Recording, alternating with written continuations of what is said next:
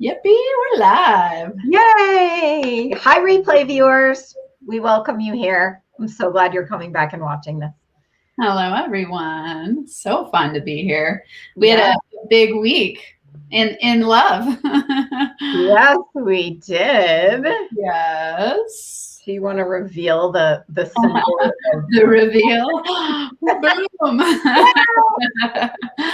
Yes, such a fun week. I got engaged on the 4th of July. A surprise. It was so amazing. And talk about fireworks, huh? Right? Love fireworks. So great. Yeah. I think I'm still glowing. Yeah. I mean, what happened in your mind when that was happening? Because when you're not, you really weren't expecting it that day. No, not at all. It was a total surprise. Yeah. And, well, it's kind of funny looking back. We were just talking about it, like all of the things that you're connecting the dots now. Yeah. Hey, Sandy. Yes. Hey, Sandy. Yeah. Yeah, it was a complete surprise. I mean, now, yes, in hindsight, I was like, oh, that makes sense. That was a smart day to do that. But I was completely surprised and so just blissed out. And, I've told people before when I got married, my first round, I was 20 years old, and it was like I was pregnant, and we were friends, and we had known each other for a really long time, but it wasn't like a proposal with, it was more like, hey, you're pregnant, let's get married. And I was like, okay, I guess. Yeah. I guess that's what we should do. So it was like this, it's like I didn't never let myself daydream about having like a fairy tale proposal. And it was just perfect, like amazing. My whole family was there and everyone was cheering us on, and yeah, so much love. And it was really amazing. My kids said, like, they invited some of their friends who I know, of course, are like family friends, but they said we wanted them to be there because we want them to experience the love that you and Abe share with the world. Like, it was really cool. Yeah. That's really touching. That definitely brings up, like, yes. I love your kids, and I love that. And I love that, that's acknowledging the demonstration that's so important for our kids, yes. and for people around us to be able to get rid of the shame or the like, oh, I shouldn't want this, or oh, I don't want them to see me kissing a man because it's not their dad, or whatever weird stuff can come up around that. Yeah. Yeah. You're saying that because like Abe's son is 9. And, now it's like, I've already included him in my fold of, I love how you said he's like part of the litter. He totally matches you guys. He does, and it's just like, it's so cool. And then even like Abe's ex-wife messaged me this morning. She's like, I'm so excited to have you in the family. It's just like this beautiful extension of love that feels so healthy and happy and awesome. And, today we're talking about trust in love and money. And it took a lot of trust. It was that trust piece of like, okay, this is what I really, really want. And I'm willing to allow myself to say it out loud. Like, I want a life partner and I want someone who's incredible, and use my manifestation skills and have your help with your skills help me be the person who could attract that and align with that. So it's been an incredible process. Yeah, because it's the wealth, right? The wealth of like being willing to open up to something amazing, even if you haven't had it before. I mean, totally driving that, it's like, okay, well, you never had that before, but it doesn't mean that you can't. And how often that happens with our money stuff too. It's like, oh, well, I've never made $1 million in a year, but that doesn't mean I can't create that. Right. And is it in your realm of possibility? And are you willing to allow yourself to trust and be open to receiving what's possible? Yep. Yeah. Big. Yes, I am. Yes, I am. Like, I love it. I love it. Absolutely. Yeah. I just want to, because trust, I mean, you and I were like, trust, yay. And with no agenda here, but just as you were talking about your experience with the engagement too, I love that you were looking back and you're like, oh yeah, that makes a lot of sense now. Like when I was in it, I didn't see that a proposal was coming. And I love relating that. I mean, personally, I want to relate that to money in my manifestation, to know, okay, like where am I already taking the steps? And I may not be able to connect the dots right now, but if I continue to, make these choices and learn and grow and get past the old, stories about what I can and can't have, that I can see a time when I'll be going, oh, I'm making millions a year, looking back. And even where I am now, I can look back and go, I remember asking for being here. And now I see all the dots connected.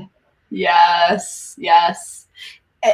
It's so intriguing to me to have exactly what you're saying happen, because you plant the seed ahead of time and then you start taking action on it, and then things start to happen. And then when you get there, you've become a person who's shifted into getting there, so that you've already planted the seed for what's to come next. And so when you get there, you kind of like go, oh yeah, I planted that seed a while ago and now here it is, and it blossomed, and you just keep evolving in that way. And I think it's a wild process. Yeah. And I'll say the trust piece. I'm so curious, because so everyone watching now or replay, we, this today before we got together, we said, what do we want to talk about today in terms of love and money? And Macy said trust. And I was like, yes. And I'm curious for you, what inspired that from your perspective today? Because I could say a whole bunch of stuff about trust and love and money, and I'm sure you can too. So I'm curious what it means for you.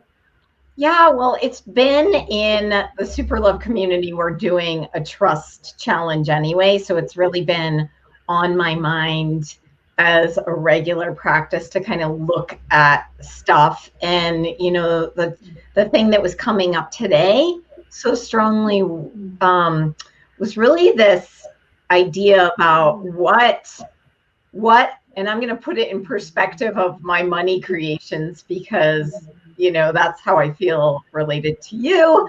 But it's like, what would I have to give up, let go of, release, in order to trust myself and creating whatever my $1 million business is? Yeah. Even just asking myself that this morning, just anticipating that we were going to talk. But what came through that I thought was so funny, I'm like brushing my teeth, and all of a sudden the idea pops in. I was like, wow, I already have $1 million business. Yeah. Yeah. And it's just step by step. Yeah. So then it's what would I have to let go of to trust that is letting go of any limiting belief that it already exists. Yeah. That, and to me, I really noticed I've changed so much, like my own transformation. I feel like a lot of game-changing shifts that have happened in the last couple months, even the last year since we've been working together. And it's like, oh my God, like I have given up I'm doing it wrong. I have given up this, like trying to like fit into a box. I have given up so much that's given me so much more space. That what's cool about what I experience with trust now is that sometimes it feels just so easy. It feels like nothing's happening. Yeah. Oh, that's interesting. And it's not like this, oh my God, in order to make sure that the manifestation happens, it's like getting out of the way a little bit. Yes. Yeah. This is so big. It's making me think about so many different parts of my journey of growth, where a lot of that is the letting go of the grip on the desperation or the forcing or the control piece, which is trust, right? Mm-hmm. Like trusting that it's all in the works, trusting that the highest good is happening in the moment, trusting that if you have the idea that it's possible, it is possible. Mm-hmm. If you have the thought that I want this, then you've already planted the seed to start manifesting it. So it's like trusting all those things has been a huge challenge for me in money and love, right? It's like, yes. Am I willing to let go of control of how this looks? Yeah, because it's not going to look like what we think. No, no. I have my podcast release next week talks about this is like getting engaged and like the process of trust for me, because it was like I should not have met Abe. It doesn't make sense that we met. You know, like if you look at like match algorithms, it doesn't, like neither of us were on each other's radar at all, but then somehow we met. And it was that letting go of control and going like, I'm putting it out there. I'm putting out there what I want. Like after you helped me like optimize my profile, you know, it was like, I got exactly what I wanted. Like everything that I put in my profile, he is, plus so much more, you know, and it was just like letting go of even the idea of like where he needed to live or the age of his child or those types of things, you know, it was like, and it's so much better than I could have ever imagined. Ooh, I love that. Yeah. So yeah, it's the ask and you shall receive, right? Yes. Yeah. And so you're being able to get out of any of the added stuff we might want to put in between ask and you shall receive that doesn't need to be there. That's the control. That's the like ripping. That's the, I love the metaphor of like digging up the seed. Are you growing? Are you growing? And, you know, and then are you growing? Are you growing? Like, yeah, that's not going to help anything. Yeah. And it's not necessary. But also, you know, there's still the aspect of it, though, of making choices and taking incremental actions. Because, I mean, your online dating thing is an interesting example because you like 99.9% of the people who come to me are like, ew, online dating, that's not for me. No, you can just go ahead and tell someone else to do that, not me. And it's like, okay, what can I learn, and what other, because if you're going to meet someone, you got to meet people. If you never went out to have dinner with Abe, you would not know Abe, you know? So actions in between ask and receive, it's just, okay, how do you trust which ones are hits? Yeah. What would you say about that? Like, I totally agree. I mean, for me at that time, I would say I was thinking about how it relates to making money in business, and the whole process is exactly the same. You know, it's like, it's going, okay, I'm putting it out there what I want. I'm clear about what I want. And then you've got to take action in the direction. So you're saying, you know, it's like trust, let go of control, take action. I'm writing down secrets. And so we can show out across our banner. But it's like that, those are the steps. Like had I not been willing to let go of the control, and had I not gotten unmatched, I'd still be sitting in my living room by myself, you know? And the same thing with money. I had no idea when I started my business how I was going to make six figures, but I knew that's what I wanted to do.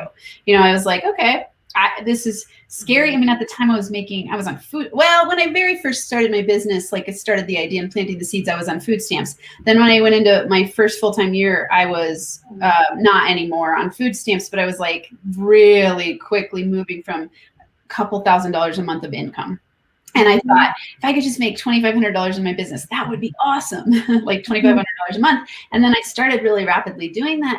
And I kept trusting, like, I don't need to know all the steps between here and where I want to go.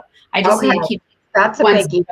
Time. And it was the same thing with dating. It was like, I don't need to know what the person looks like and who they are exactly, or where they live, or everything about them. I just need to know the essence of what I want to create, and then trust that the universe is going to bring me something. And I've seen this happen time and time again, where the universe brings me something better than I could have ever imagined. And it's happened, you know, in finding Abe, and then in my business, I made the money in way easier ways than I would have forced had I tried to control it all. Yeah. Okay. Can we just underline, and next time we'll do it so that I can take notes from you too. Sorry about that. But I really love what you said in trusting the essence.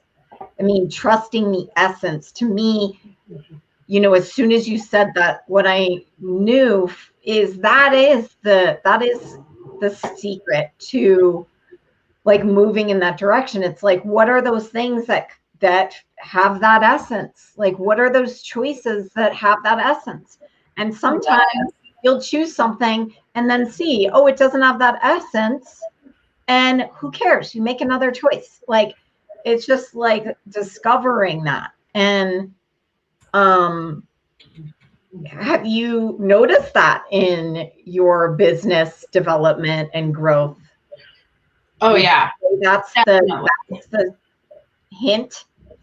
Yeah, I would say that it's been really powerful to sit and ask yourself, like I do this with myself. So ask yourself, what is the essence that I want to experience? And then let whatever happens fulfill that.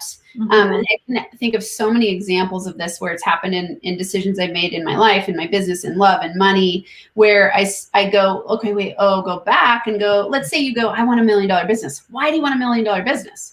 What's the essence behind the wanting of the $1 million? Because once you declare that and define it with clarity, then you can have a whole bunch of different opportunities brought to you that are going to fulfill that essence versus you hyper focusing on the money. Because anytime we're manifesting something, it's not, you got to dig deeper into the layers of the emotion behind it.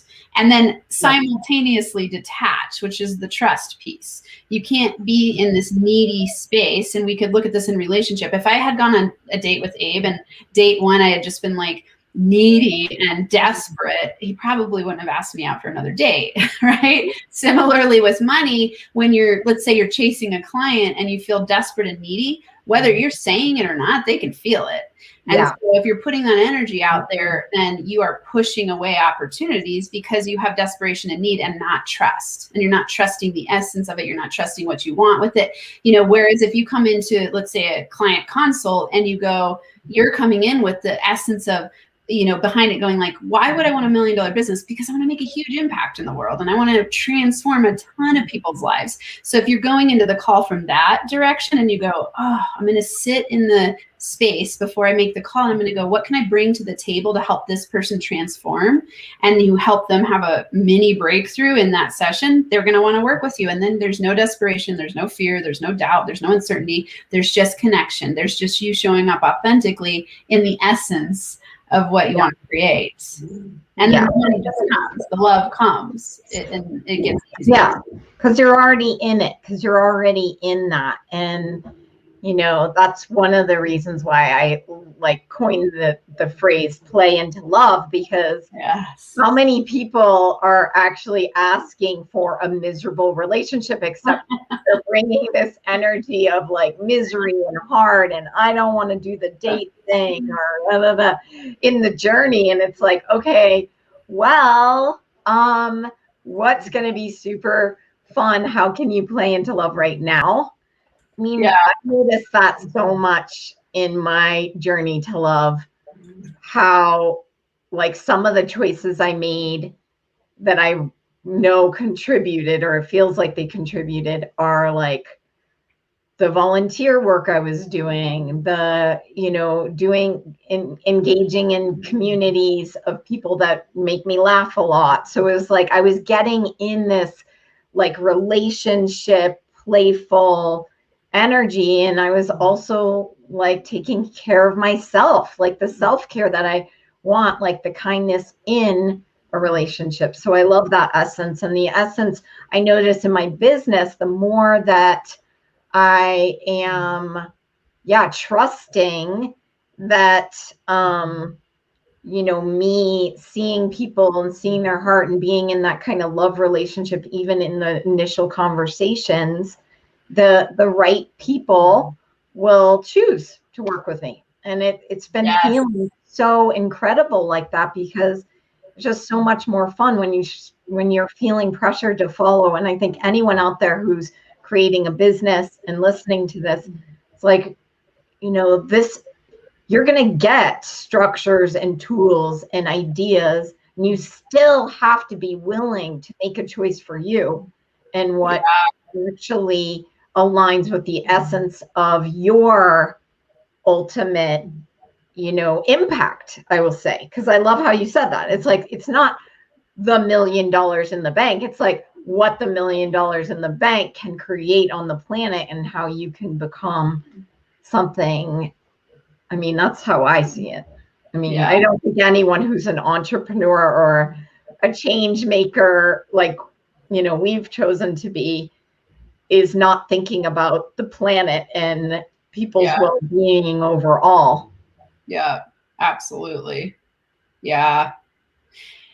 Yeah, it makes me think so much about like, well, first I want to say, if anyone has questions, plug them in. Yeah, put your We'll questions definitely in. answer. So And we'll even answer after the live, right? Well, we come back and check it out. Absolutely. Yes, that's what we're here for. We want to hear from you, know what you want to hear more of, or I guess see more of. Used to do a podcast sometimes. Yeah, I had so many thoughts when you're saying that now I'm going to lose the beginning thread, but the end thread is that idea of impact in the world. And, you and I last week talked about love and money and how it increases and expands it expands the essence, which I wanted to clarify for people. What does that mean to you exactly? Because I read a book recently. You and I talked about this book actually, and you'd already read it. And I was curious about the way they talk about the essence behind it. And to me, I would talk about it as what is it that you want to create? What's the feeling you want to have? What is it you're trying to fulfill when you step into manifesting and asking for what you want and trusting? So it's that like, okay, what's the essence? Like, let's say you go, I want to get married. And then what's the essence you're trying to fulfill could be, I want partnership, companionship. I want to travel with someone. I want to, have a best friend. Like that to me would be the essence that you're looking for. Well, even deeper. Like I think of it as like the calm, the peace, the lightness that comes with knowing someone has your back. Like, Yeah. And then the money piece, it's like, God, money gives you so many things because it's such a foundational, I think love and money, that they're foundational drives that because they fulfill so much. And I always think it's fascinating how, when in research, they show at up to a certain amount of money, people beyond that amount of money aren't that much happier, and it's like, you go like, because it fulfills your needs and fulfills your desires and gives you some of the things that you want to create, right? When I ask entrepreneurs what they want and they say more money and we dig into that, we go, it's freedom of choice. It's freedom to play. It's freedom to define my day. And I think similarly, when you ask people like, why do you want love? It's this thing like, you have my back. I've got a partner. I've got friendship. I feel alive. I feel more connected. And a lot of research shows that high quality relationships are the number one thing that helps with longevity in life and you feeling good and being happy. So money and love are so tied to, happiness. And to me, happiness equals connection, freedom, time freedom, choice freedom. And you have so much more of that when you have a partner to build with. Well, and I do think it's really important to name though that no matter how much money you have or whether you have a relationship or not, you always have choice. Like you always have to make a choice to do something different so you weren't on food stamps. So so the choice part, it just appears that there's like, whatever, it's an energy, it's an exchange, it's fun, and all of the things that it is. It's the energy of love, the energy of money, like the same, right? Yeah. And to me, the essence part is like, okay, well, if you think that money gives you more choice, then get into the essence and notice all the choice you have, and then does that create it? Thank you. Yeah, such a good clarification because you don't want to sit in that space of like, well, once I have money, I'll have choice. Right. Yes. Yeah. Exactly. Once I have love, I'll have choice. Absolutely. Right. Yeah. I think of it as it expands. Yeah. Choices. Like you always have choice to decide like, what do I want to focus on? And whatever you focus on expands.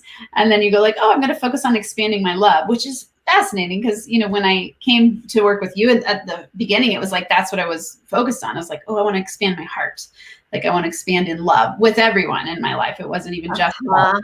about a partner. It was an intimate partner. It was about like, oh, with just my heart energy, I wanted to expand. And I made a very similar decision when I stepped into making money. It was like, oh, I'm ready to expand in the area of wealth building. And and that was a choice I made. And then it expanded as I grew. Exactly. I mean, in Access Consciousness world, which I love studying, there's a repeated kind of mantra. It's like choice creates, choice creates. So your choices are creating. And yeah, that may include receiving money. It may include starting a business. It can include taking a breath, like all of the things your choices creating. And then like you just continue to do that. Like I think that it's so powerful. And I think what I started to say at the very beginning, and the other thing that I kind of think you were tapping into too, is like the essence of the journey to what you're wanting to create. So being aware of that, like how rich did you start feeling when you first started your business? Like what ways did you what things did you put in place so that you felt the 6-figure energy for you? You know, for me, it was that I started to surround myself with a lot of people who had 6-figure plus businesses. Yeah. And so for me, I just surrounded myself with those people and I was like, oh, this is 100% possible. Like, and if they can do it, there's no reason I can't. And so I knew that if I took action in the direction and modeled, success leaves clues. And also then I was really dedicated to creating a business that I loved and wasn't always modeled after everyone else. That took a little time because at first I had a little bit of imposter syndrome or maybe a lot of imposter syndrome. And I had those fears around like, thinking I needed to do it like them. And so as I let go of that and really started to step into my zone of genius and things moved more quickly. And I just knew, I just saw so many people doing what they loved. And anytime I had doubt, I would go and watch other people like on YouTube or listen to podcasts and go, they have a successful business. I can do it too. And so I was patient and I trusted, it's like we're talking about trust today. Like I trusted big time in myself, in the people that I reached out to, going to workshops. I didn't hire one-on-one coaches right away, but I had, I didn't have a credit card and I didn't have the financial wherewithal at the time. But as I did, I just kept stepping it up and I trusted that the universe would bring me the right people at the right time. And it always has. That's awesome. Yeah. It's been very cool. Yeah. Yeah. I have a question for you. So we didn't talk about this beforehand. I was like, oh, let's end every show with a question for viewers. Yeah. Okay. Like that they can answer in the comments. And I thought, oh, we need a fun call to action comment at the end. So I was thinking, something along the lines of trust. Yeah. Well, maybe this is a good opportunity to post in the comments. I'll put one. You can put one too. But like, where do you already like trust yourself? Because, it can really be helpful to know that I think a lot of people can get into recreational self-doubt. And it's like, okay, well, where can you stop that? And maybe where do you already trust yourself that you haven't been willing to acknowledge? I think that's a wonderful question. Absolutely. Yes, yes, and yes. It's such a great reminder that anytime we are feeling uncertain or scared, to always look for where you're not seeing that part of yourself, because we all have every part. So like, where can you step into trust today, and where do you already trust yourself, and do more of that? Yeah. In all things. Yes. I think as women, it can be easy to, undermine our genius or not, or tone it down or try to blend in and not stand out or make someone uncomfortable. It's like, well, what if you never had to do that again and you can be all of your genius? And where do you already know this, that either you're not choosing or not acknowledging, or maybe you are doing? And yeah, as soon as you name it, post it in the comments. Guess what? It grows. Yes. I love it. Ooh, I can't wait for next Thursday so we can go. I wonder what we're going to talk about. So, hey, post in the comments. Let us know if there's anything on your noodle ready to go. Yes, we look forward to seeing you all again. Thanks, everyone, for being here. Bye, everyone. Bye, everyone.